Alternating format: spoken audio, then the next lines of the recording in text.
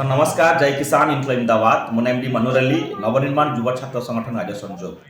आज सोनपुर जिले में जो एक दुखद घटना घटी आप जानते कि आमर नवनिर्माण कृषक संगठन जी चाषी नेतृत्व युव नेतृत्व को आज कनक बाबूर गुंडा आज से जो हिसाब से आम पिला को आज चेयर बाड़ी आज कहार मुंड फटे नाक फटे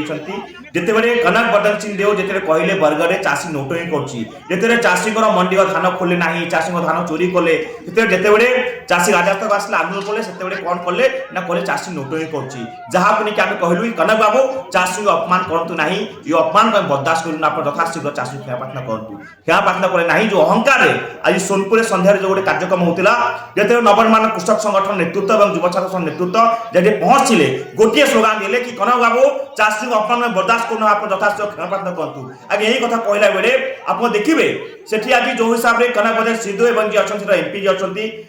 से गुंडा आज जो हिसाब से पिला आज बाड़ी जो हिसाब से मुह फटे नाक फटे ये गुंडा गर्दी को आम बर्दाश्त करूँ या ओडिशार चाषी कूड़ युव छात्र एक हे अत्याचार विरुद्ध में लड़े तीव्र करब। कनक बाबू आप गणतंत्र हत्या कर पिला आज चाषी नेतृत्व जो अच्छा नवनिर्माण कृषक नेतृत्व मान जो हिसाब से आक्शन नहीं बाड़ी यार जवाब ओडिशा देवे।